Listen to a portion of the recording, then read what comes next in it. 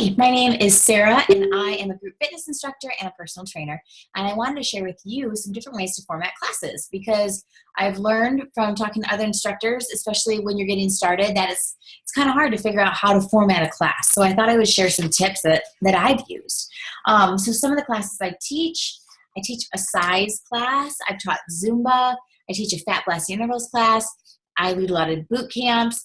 I teach a class called Lift and Shred, which is super fun. It uses the plated bar and mixes some cardio intervals. So a lot of different things. Obviously, if you're teaching a format like Zumba, size, turbo kick, Payo, all of those things have choreography sent to you. So you just have to kind of learn the choreography and make sure you know how to teach it, and then you can go.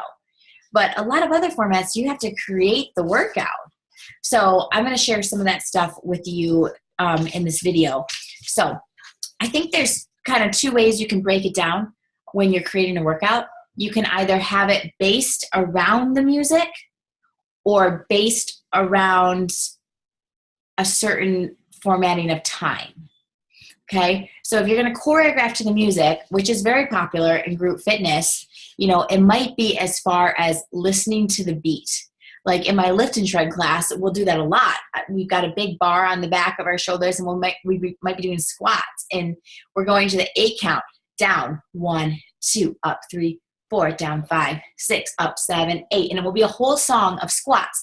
And I'll change up the pace and stuff like that, but for that whole song, we are doing squats and we're moving to the beat. So that's an example of really choreographing to the music. You know, I might do the same move on the chorus of the song and then change it up during the verses. Like that, that takes some time and some practice and knowing your music really well. You can also choreograph to the music in other ways, and this way isn't so concerned about the actual beat. So if that stresses you out, don't worry about it, okay? So for example, in this one, I have the song is Get Me Out of Here, and I'm going to do deadlifts, and I'm going to work upper back. So I know I want to do those 2 moves. So it might be 30 seconds. I might get my stopwatch out. That song starts. I hit start on my stopwatch. We do 30 seconds of deadlifts. And then we do 30 seconds of rows with that bar.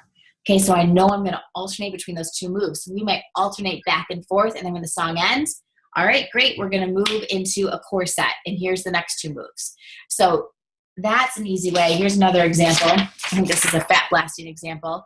So for example, to the song Down, I have burpees and then I have squat thrust back to back. I believe in this workout we did 20 seconds of one, 10-second break, 20 seconds of the next, back and forth.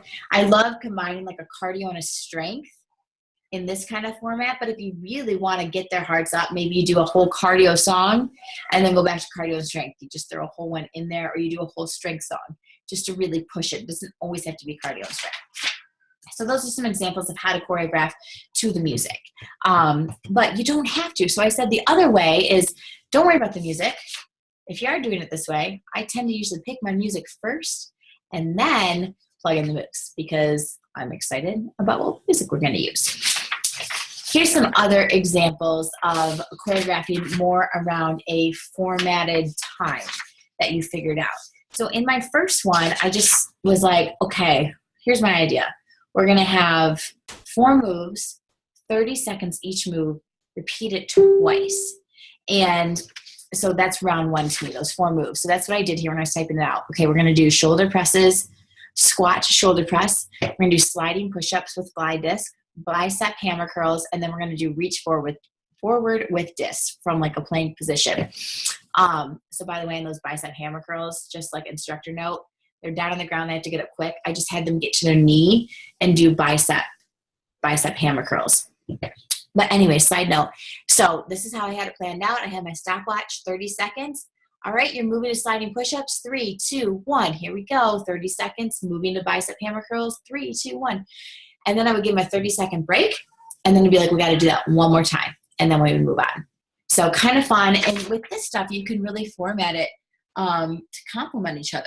Like maybe you have a whole lower body round, maybe you have a whole cardio round, maybe you have a whole core round.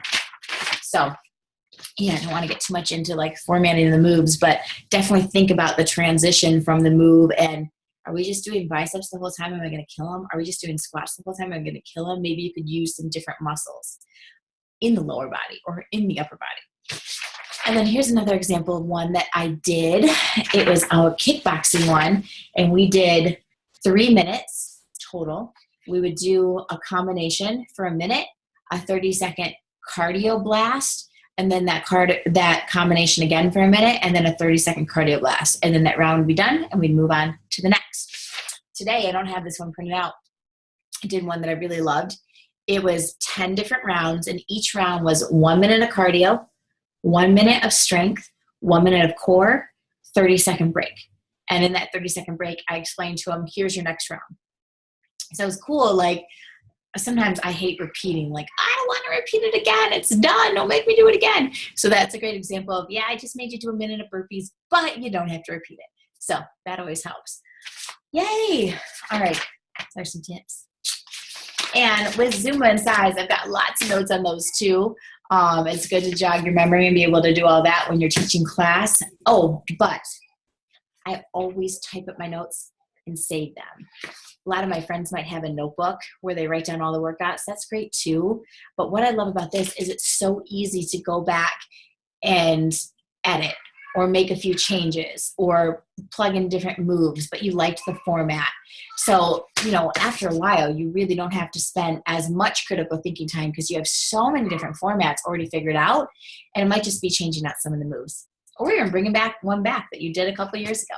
So, hey, I love meeting other fitness instructors. Shoot me a friend request, and I'm always happy to answer questions, but it's just cool to meet other people in fitness because there needs to be more of us because, well, that's a whole nother video.